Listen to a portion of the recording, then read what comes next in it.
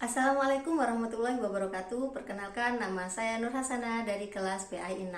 Pada kesempatan kali ini saya akan menjelaskan tentang karakteristik generasi Z dan generasi Alpha dan implikasinya dalam pembelajaran. Nah, sebelum kita membahas lebih jauh tentang kedua generasi ini, kita perlu tahu definisi dari generasi Z dan generasi Alpha. Sebenarnya mereka itu siapa sih gitu ya. Jadi generasi Z ini adalah generasi yang lahir pada tahun 1995 sampai 2010.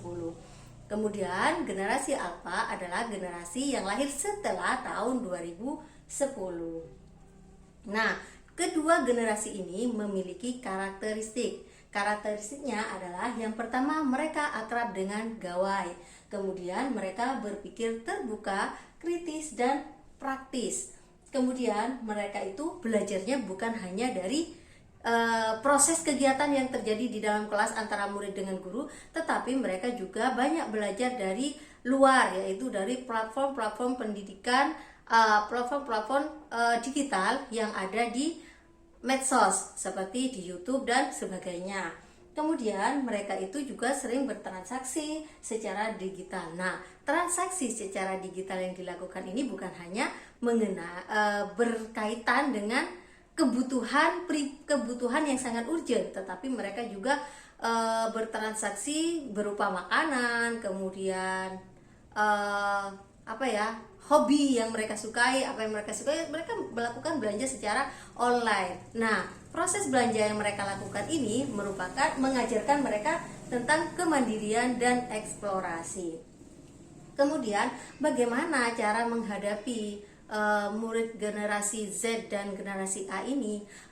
Di sini ada strategi pembelajaran yang bisa digunakan untuk generasi Z dan A. Yang pertama yaitu pengembangan HOTS.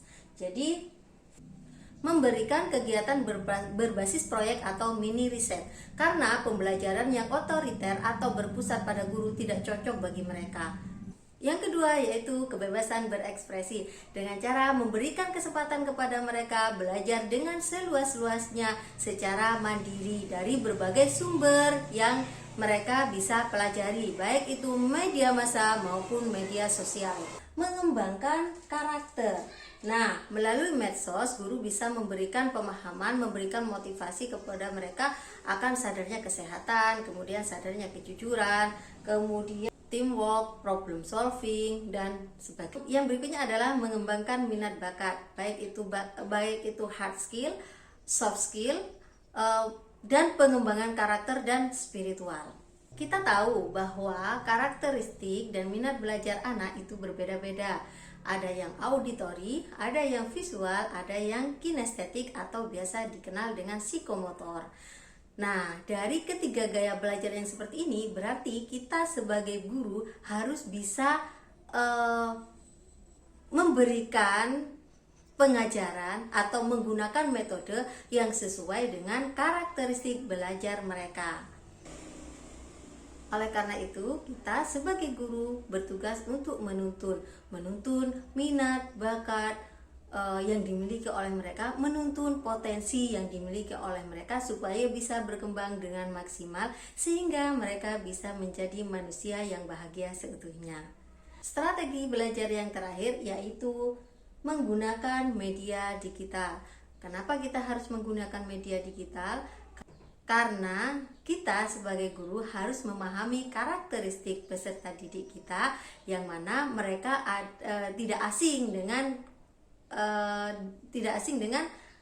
gawai atau hal yang berbau digital seperti itu.